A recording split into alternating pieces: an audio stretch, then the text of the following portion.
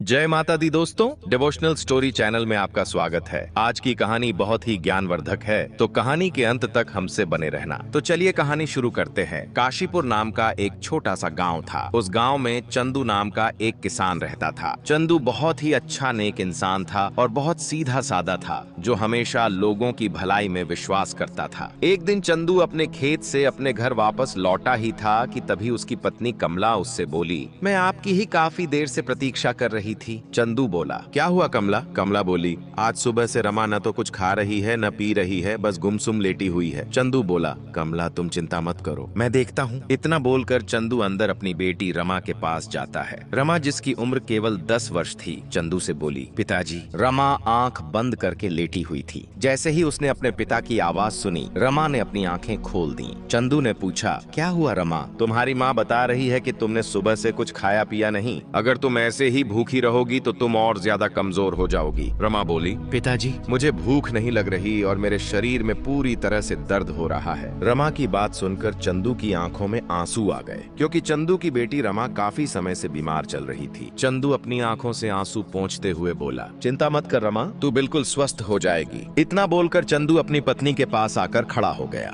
कमला बोली, आखिर आप रमा को और मुझे कब तक झूठी तसल्ली देते रहेंगे? आखिर मेरी बेटी को ऐसी कौन सी बीमारी लग गई है जो वह ठीक होने का नाम ही नहीं ले रही? चंदू बोला, तुम चिंता मत करो कमला, रमा की वजह से ही मैं खेत में कड़ी मेहनत कर रहा हूँ। मेरी फसल गांव में सबसे ज्यादा अच्छी होगी। कल फसल की कटाई है। कल मैं फसल को राज्य में अच्छे दामों में बेच कर आऊंगा और उसके बाद हम अपनी बेटी रमा का किसी अच्छे वैद्य जी के पास इलाज कराएंगे। कमला दुखी होते हुए बोली, हमारी बेटी ठीक तो हो जाएगी ना? चंदू बोला, कमला मैं हमेशा लोगों की भलाई के बारे में सोचता रहा हूँ और बचपन से मैंने एक ही बात सीखी है, अच्छे के साथ अच्छा ही होता है। मैंने किसी का बुरा नहीं किया, तो विश्वास करो मेरे साथ भी बुरा नहीं होगा। इतना बोलकर चंदू अपने घर से बाहर चला गया। कुछ देर तक चंदू गहरी सोच में गुमसुम चलता हुआ एक झोपड़ी के पास खड़ा हो गया। उस झोपड़ी के बाहर एक बूढ़ा व्यक्ति बैठा हुआ था, जो कि चंदू के गांव का एक बहुत बड़ा वैद्य था। वैद्य जी चंदू की ओर देखकर बोले, क्या हुआ चंदू, तुम्हारे चेहरे पर चिंता की लकीरें क्यों झलक रही हैं? चंदू बोला, आज मेरी बेटी रमा ने सुबह से कुछ नहीं खाया और आज मेरी पत्नी भी मुझसे पूछ रही थी कि आखिर रमा को ऐसी कौन सी बीमारी लग गई है जो वह ठीक होने का नाम ही नहीं ले रही। इतना बोलकर चंदू फूट फूट कर रोते हुए वैद्य से दोबारा बोला, अब मैं अपनी पत्नी से ज्यादा दिन तक झूठ नहीं बोल पाऊंगा। चंदू की बात सुनकर वैद्य कुछ देर तक गहरी सोच में डूबे रहे। कुछ देर बाद वह चंदू के चेहरे को बहुत ही गौर से देखते हुए बोले, देखो चंदू, मैंने तुमसे पहले ही कहा था कि तुम्हारी बेटी को एक विचित्र बीमारी है और उसका इलाज संभव नहीं है, लेकिन मैं तुमसे यह नहीं कहूंगा कि तुम उसका किसी दूसरे वैद्य से इलाज नहीं करवाओ। रामनगर राज्य में एक बहुत बड़े वैद्य रहते हैं, जो कि मेरे गुरुजी भी हैं। तुम्हें जाकर उनसे मिलना चाहिए, परंतु वहां जाने से पहले तुम्हें धन का इंतजाम कर लेना चाहिए। कल मैं अपनी फसल काट कर राज्य में अच्छे दामों पर बेच कर आऊंगा और फिर उसके बाद मैं अपनी बेटी को उन्हीं वैद्य के पास ले जाऊंगा जो आपके गुरु हैं। मुझे विश्वास है कि मेरी बेटी सही हो जाएगी। वैद्य बोले, ईश्वर करे ऐसा ही हो। वैद्य की बात सुनकर चंदू अपने घर पर चला गया। अगली सुबह जब चंदू अपने खेत की फसल कटाई के लिए जाने ही वाला था कि तभी गांव का मुखिया दौड़ते हुए चंदू के घर पर आ पहुंचा और चंदू से बोला, चंदू गजब हो गया। चंदू बोला, क्या हुआ मुखिया जी, आप इतने घबराए हुए क्यों हैं? मुखिया बोला, जो खबर मैं लेकर आया हूँ उसे सुनकर तुम भी घबरा जाओगे, जल्दी बताइए। मुखिया जी क्या हुआ? चंदू ने पूछा। मुखिया बोला, कल रात तुम्हारी फसल में आग लग गई, तुम्हारी फसल जलकर राख हो गई। मुखिया की बात सुनकर चंदू दौड़ता हुआ अपने खेत में पहुंच गया। चंदू ने देखा कि उसकी सारी फसल जलकर राख हो चुकी थी। चंदू अपना सिर पकड़कर रोने लगा। तभी वहां मुखिया आ पहुंचा। चंदू मुखिया की ओर देखकर रोते हुए बोला, अब मैं क्या करूं मुखिया जी? सोचा था कि इस फसल को बेचकर अपनी बिटिया रमा का रामनगर राज्य के वैद्य से इलाज करवाऊंगा, अब मैं क्या करूं समझ में नहीं आ रहा। मुखिया चंदू से बोला, चंदू तुम्हारे खेत में आग कैसे लगी? चंदू रोते हुए बोला, आप नहीं जानते, मेरी फसल में आग नहीं लगी, बल्कि मेरी जी तोड़ मेहनत में आग लगी है।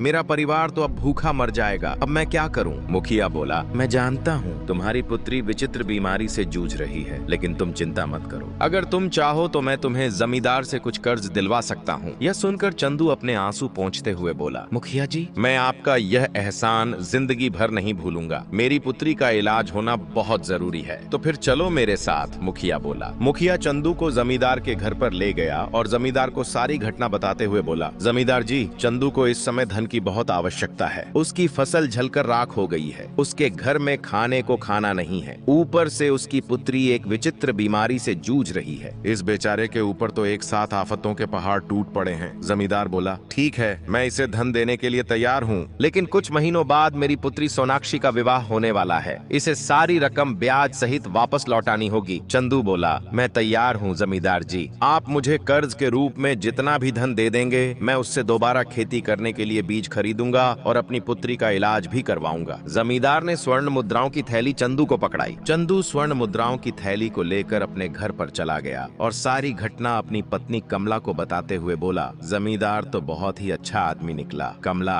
अगर जमींदार जी मुझे कर्ज नहीं देते तो न जाने क्या होता। मैं तो हिम्मत ही हार गया था। कमला बोली, आप सही कहते हैं, अब हमें अपनी बेटी का इलाज कराने में देर नहीं करनी चाहिए। चंदू उसी दिन अपनी पत्नी कमला के साथ अपनी बेटी रमा को लेकर रामनगर राज्य के उस बड़े वैद्य के पास चला गया। वह बूढ़ा वैद्य रमा की जांच पड़ताल करने के बाद बड़ी ही गंभीर अवस्था में चंदू की ओर देखकर बोला, मुझे क्षमा करें चंदू, तुम्हारी पुत्री का इलाज असंभव है। यह सुनकर चंदू और उसकी पत्नी कमला बुरी तरह से घबरा गए। चंदू बोला, आप कहना क्या चाहते हैं? हम तो बड़ी उम्मीद लेकर आपके पास आए थे। वैद्य बोला, चंदू, कुछ विचित्र बीमारी ऐसी होती है जिनका इलाज भी बहुत विचित्र और दुर्लभ होता है। तुम्हारी पुत्री को भी ऐसी ही बीमारी है जिसका इलाज शायद ही इस संसार में हो। तुम अपनी पुत्री को यहाँ से ले जा सकते हो। चंदू और कमला फूट फूट कर रोने लगे। वे दोनों उदास मन से अपनी बेटी रमा को लेकर दोबारा अपने गांव वापस आ गए। अपने घर पर आकर कमला रोते हुए चंदू से बोली, तो क्या हमारी बेटी रमा अब कभी सही नहीं हो पाएगी? चंदू बोला, हिम्मत मत हारो कमला, मेरा मन अभी भी कहता है कि मेरी बेटी रमा सही हो जाएगी। अरे, रामनगर राज्य के वैद्य ने अगर हार मान ली तो क्या हुआ? और भी राज्यों में ऊंचे वैद्य हैं। मैं दूसरे राज्य के वैद्य के पास जाऊंगा, लेकिन फिलहाल तो खेत में काम करना भी जरूरी है, क्योंकि जमींदार का कर्जा भी चुकाना है। अगले दिन चंदू कुछ बीज खरीदकर अपने खेत में बोने गया ही था कि तभी वहां जमींदार अपने साथी सरजू के साथ आ पहुंचा। जमींदार ने चंदू की ओर देखकर कहा, मुझे मेरा कर्ज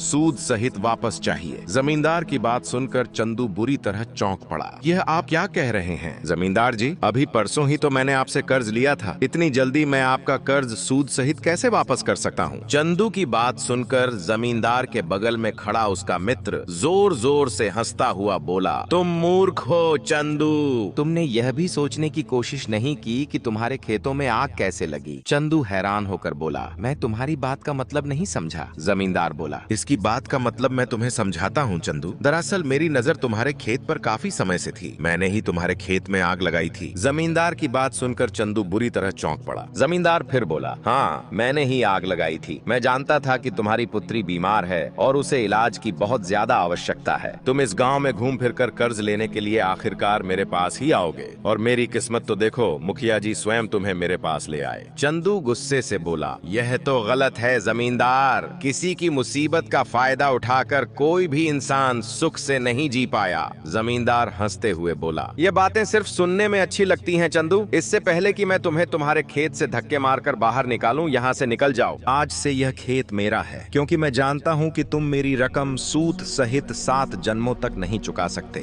चंदू समझ गया कि जमींदार की नीयत उसके खेत पर पूरी तरह खराब हो चुकी है। वह निराश होकर आंखों में आंसू लिए अपने घर की ओर चल पड़ा। आधे रास्ते में वह एक वृक्ष के नीचे बैठकर फूट फूट कर रोने लगा। चंदू को नहीं पता था कि जिस वृक्ष के नीचे वह रो रहा था, उसके पीछे एक साधु बैठे हुए थे। चंदू के रोने की आवाज सुनकर साधु महाराज चौंक पड़े। वे चंदू के पास आकर बोले, क्या हुआ, तुम रो क्यों रहे हो? चंदू रोते हुए सारी घटना साधु को बताते हुए बोला, मेरी बेटी मौत की कगार पर खड़ी है और मेरा खेत भी जमींदार ने मुझसे छीन लिया। साधु महाराज बोले, तुम्हारे साथ वास्तव में बहुत बुरा हुआ है, लेकिन अगर तुम्हारे साथ इतना बुरा नहीं हुआ होता तो मैं तुम्हें यह रहस्य कभी नहीं बताता। चंदू चौंक कर बोला, कौन सा रहस्य? साधु महाराज बोले, एक ऐसा रहस्य जिससे तुम्हारी पुत्री की विचित्र बीमारी ठीक हो सकती है और तुम इतने धनवान हो सकते हो जिसकी तुम कल्पना भी नहीं कर सकते। साधु की बात सुनकर चंदू बोला, साधु महाराज, मैं केवल यही चाहता हूँ कि मेरी पुत्री स्वस्थ हो जाए। धन का क्या है, धन तो आता जाता रहता है। मैं मेहनत करके कभी भी धन कमा सकता हूँ। साधु महाराज मुस्कुराए और बोले, मुझे तुम्हारी यह बात बहुत अच्छी लगी। अब मेरी बात ध्यान से सुनो। यहाँ से कुछ दूर एक घना और विचित्र जंगल पड़ता है। कहते हैं कि उस जंगल में एक बहुत ही सुंदर झील बहती है। उस झील के किनारे एक दुर्लभ जादुई कमल का फूल खिलता होता है। वह फूल केवल वही व्यक्ति प्राप्त कर सकता है जिसका मन लोभ और ईर्ष्या से दूर हो और जिसके मन में दूसरों के प्रति प्रेम और दया की भावना हो। जैसे ही तुम उस फूल को अपनी पुत्री के शरीर से स्पर्श करोगे, वह पूरी तरह स्वस्थ हो जाएगी और यदि तुम एक बार उस जादुई फूल से जितना भी धन मांगोगे, तुम्हारे पास उतना ही धन आ जाएगा। लेकिन इसके बाद वह फूल हमेशा के लिए गायब हो जाएगा, परंतु उस फूल तक पहुंचना एक असंभव कार्य है। साधु की बात सुनकर चंदू आत्मविश्वास से भरे लहजे में बोला, अपनी बेटी की जान बचाने के लिए मैं किसी भी बड़े से बड़ा खतरा उठाने के लिए तैयार हूँ। साधु महाराज बोले, तो फिर देर मत करो, यहाँ से दाईं ओर मुड़ जाओ और आगे बढ़ते जाओ। चंदू तुरंत दाईं ओर दिशा में चल पड़ा। वह सुबह से शाम तक पैदल चलता रहा। रात तक वह बुरी तरह थक चुका था। उसके पैर जवाब दे चुके थे। थक हार कर वह एक घने वृक्ष के नीचे कुछ देर आराम करने के लिए बैठ गया। जैसे ही चंदू आराम करने बैठा, उसने देखा कि एक सुंदर हिरण उसकी कुछ ही दूरी पर दौड़ता हुआ आकर खड़ा हो गया। अगले ही पल झाड़ियों से एक शेरनी निकली और हिरण के ठीक सामने आकर उसे घूरने लगी। शेरनी को देखकर हिरण बुरी तरह डर गया। चंदू यह दृश्य बड़े गौर से देख रहा था। हिरण वहां से भागने ही वाला था कि तभी शेरनी ने मनुष्य की आवाज में कहा,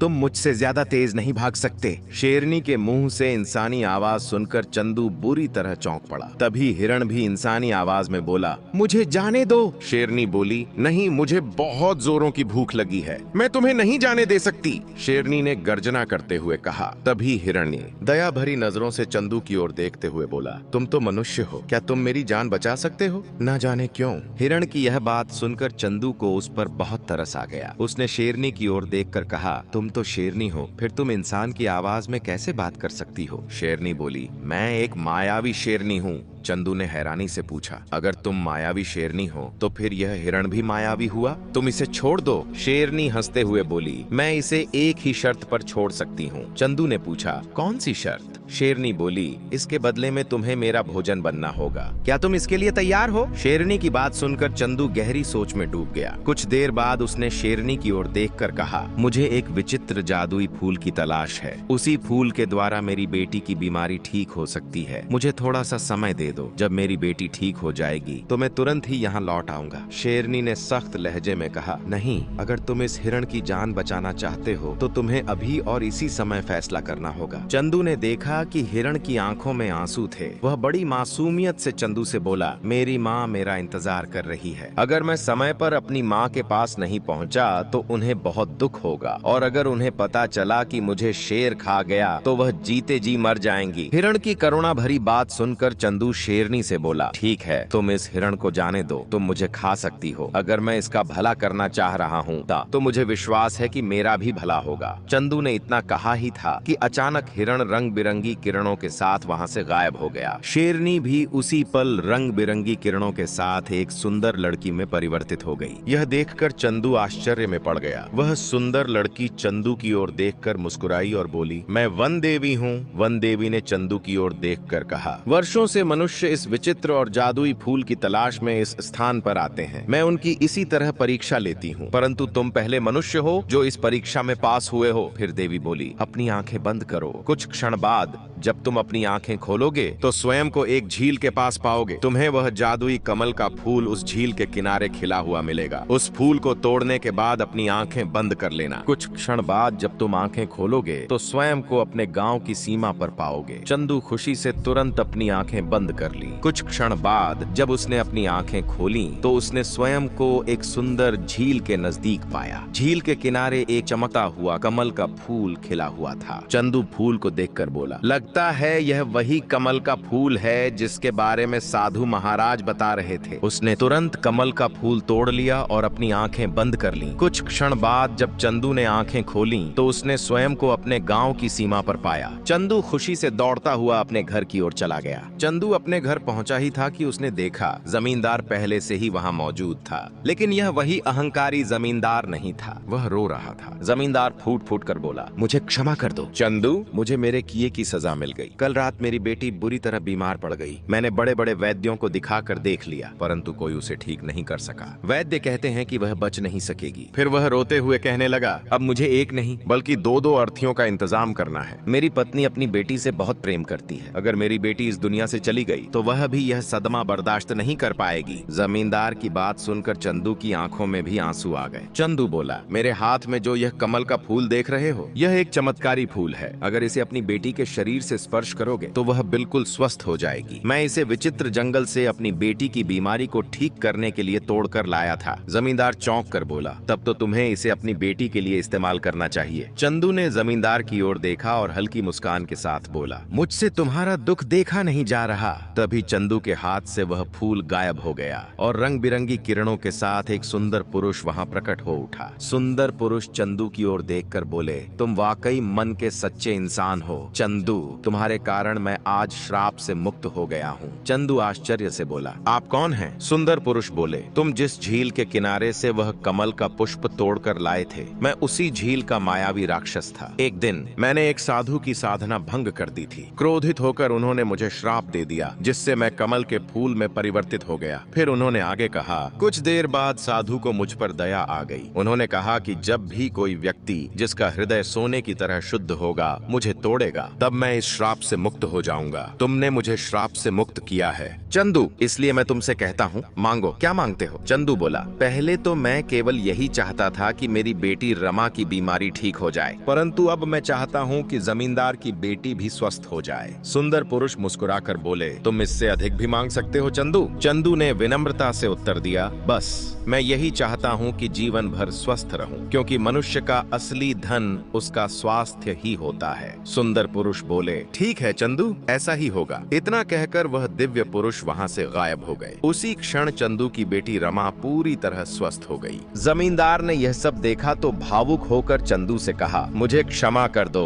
चंदू, मैंने तुम्हारे साथ कितना अन्याय किया, फिर भी तुमने मेरी मदद की। मैं तुम्हारे खेत तुम्हें वापस करता हूँ और जो कर्ज तुम पर था उसे भी माफ करता हूँ। इसके बाद जमींदार अपने घर लौट गया। जब उसने देखा कि उसकी बेटी भी स्वस्थ हो चुकी थी तो उसकी आंखों से खुशी के आंसू बहने लगे। कुछ दिन बाद वही साधु महाराज चंदू के पास आए और रहस्यमय अंदाज में बोले, जब तुम मुझे पहली बार मिले थे तभी मैं समझ गया था कि तुम ही वह व्यक्ति हो जो उस झील के राक्षस को श्राप से मुक्त कर सकते हो। चंदू आश्चर्य से बोला, तो क्या वह श्राप आपने ही दिया था? साधु मुस्कुराए और बोले, हाँ, लेकिन मुझे पहले से ही यह आभास था कि कोई न कोई सच्चे हृदय वाला व्यक्ति उसे मुक्त करेगा और वह तुम ही निकले। चंदू साधु की बात सुनकर मुस्कुराने लगा और साधु भी संतोष भरी मुस्कान के साथ वहां से चले गए। अब चंदू का जीवन खुशियों से भर गया। उसके परिवार में सुख शांति लौट आई और पूरा गांव उसकी निस्वार्थता की प्रशंसा करने लगा।